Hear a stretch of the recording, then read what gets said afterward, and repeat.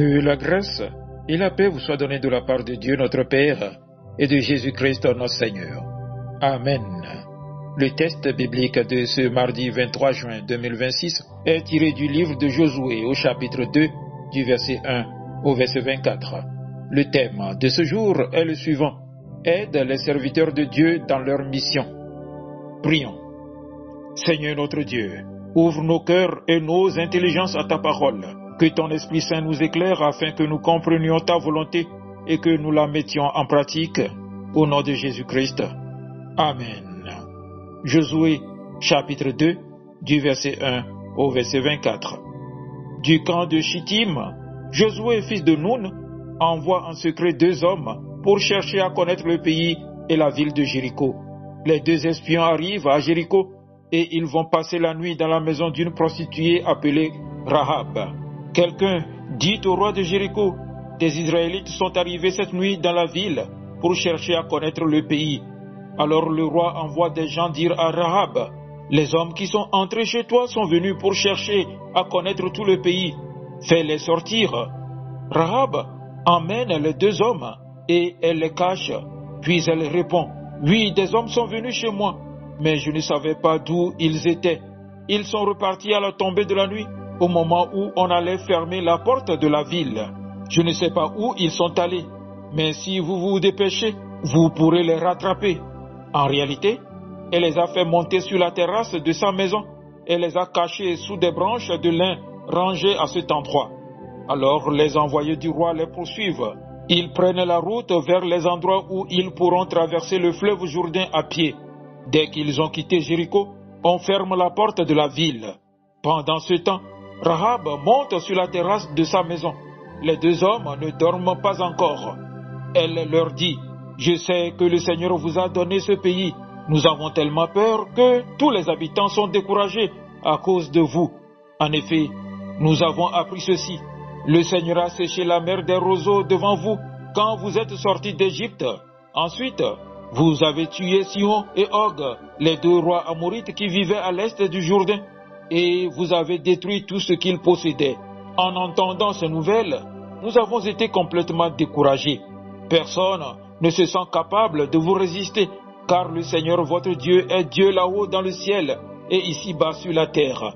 J'ai agi avec bonté envers vous. Alors, jurez-moi par le Seigneur que vous aussi, vous agirez avec bonté envers ma famille. Donnez-moi une preuve que cela est sûr en promettant ceci: vous laisserez vivre mon père, ma mère, mes frères et mes sœurs et tous ceux de leur famille. Vous ne permettrez pas que nous soyons tués.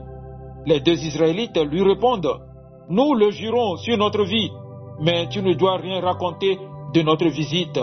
Quand le Seigneur nous donnera ce pays, nous serons bons pour toi et nous tiendrons notre promesse. La maison de Rahab est située contre le mur de défense qui protège la ville. Elle fait donc descendre les 2 hommes avec une corde par la fenêtre.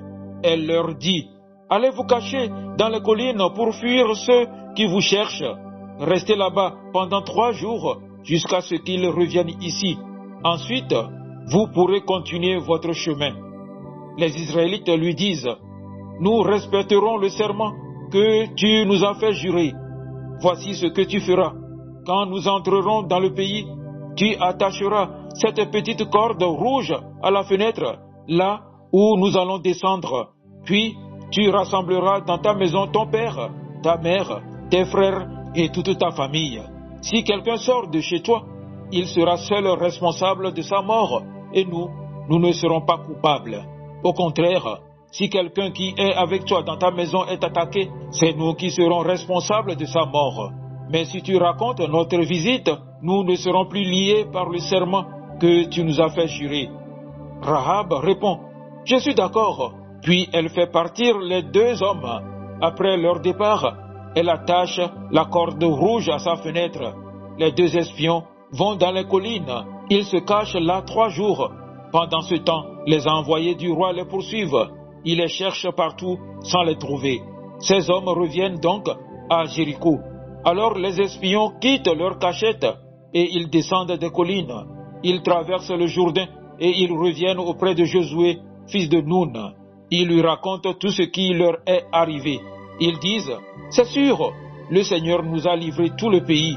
Les habitants n'ont même plus le courage de nous résister. Amen. Bien-aimés dans le Seigneur, avant d'entrer dans le pays promis, Josué envoie secrètement 2 espions à Jéricho. Leur mission est importante mais dangereuse. Alors qu'ils sont recherchés par le roi de Jéricho, Dieu suscite une aide inattendue.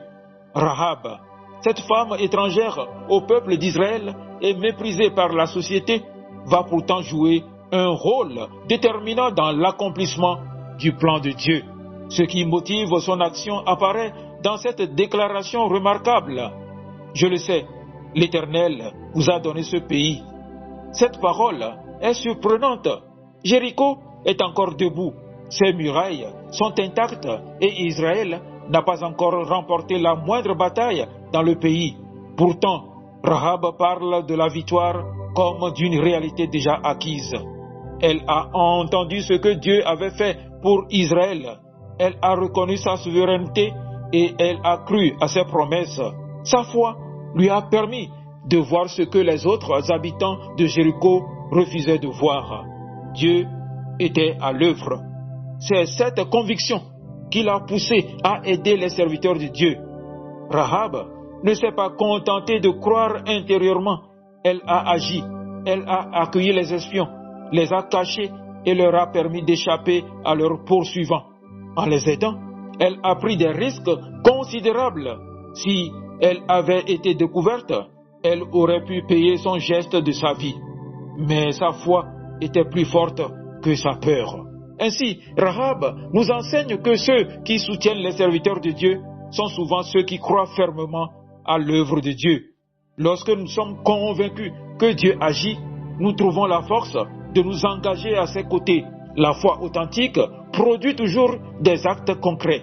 Cette histoire nous interpelle également sur notre responsabilité envers les serviteurs de Dieu aujourd'hui.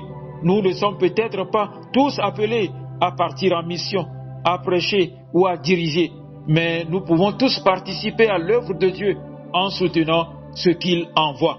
Nous les encourageons d'abord par nos paroles. Un serviteur de Dieu porte souvent de lourdes responsabilités et traverse parfois des périodes de fatigue ou de découragement.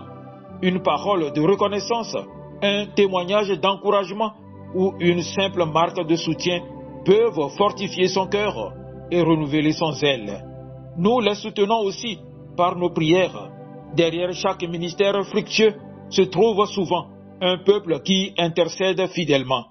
Comme Rahab croyait à la victoire que Dieu allait donner à Israël, nous sommes appelés à porter les serviteurs de Dieu devant le Seigneur en priant pour leur protection, leur sagesse, leur famille et l'efficacité de leur ministère. Nous pouvons également participer concrètement à leur mission. Rahab n'a pas seulement exprimé sa foi, elle a mis ses ressources, sa maison et son énergie au service des espions. Soutenir les serviteurs de Dieu consiste à mettre nos dons, notre temps et nos capacités au service de l'œuvre afin d'alléger leurs tâches et de contribuer à l'avancement du royaume de Dieu. Rahab nous enseigne aussi la fidélité. Malgré les risques et l'opposition, elle est restée engagée auprès de ceux qu'elle avait décidé d'aider.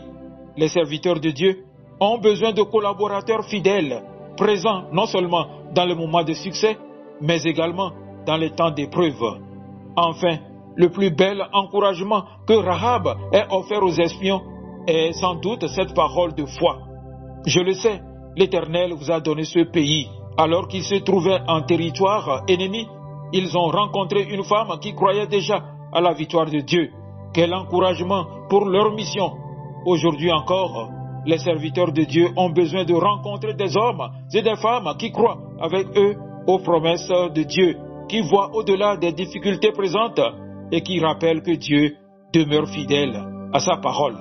Dieu a honoré la foi et l'engagement de Rahab parce qu'elle a aidé les espions. Elle a reçu la promesse que sa famille serait épargnée lors de la prise de Jéricho. Celle qui avait choisi de s'associer au peuple de Dieu nous montre donc qu'aider les serviteurs de Dieu est une expression de foi. Elle a cru aux promesses de Dieu avant même d'en voir l'accomplissement. Elle a transformé sa conviction en action courageuse. Elle a encouragé les serviteurs de Dieu par son soutien concret et par sa foi. Et Dieu a béni son engagement. Aujourd'hui encore, Dieu cherche des hommes et des femmes qui, comme Rahab, pourront dire « Je le sais, l'Éternel vous a donné ce pays ». Chers frères et sœurs, Rahab a encouragé les serviteurs de Dieu de 3 manières. Elle a cru à la promesse de Dieu, elle les a protégés et elle a contribué concrètement à leur mission. Nous pouvons faire de même aujourd'hui, par nos paroles d'encouragement, par nos prières, par notre engagement dans l'œuvre, par notre fidélité et par notre foi dans les promesses de Dieu. Car derrière chaque serviteur qui accomplit fidèlement sa mission, il y a souvent des personnes discrètes qui, comme Rahab, ont choisi de soutenir l'œuvre de Dieu. Amen. Paisible journée à vous tous.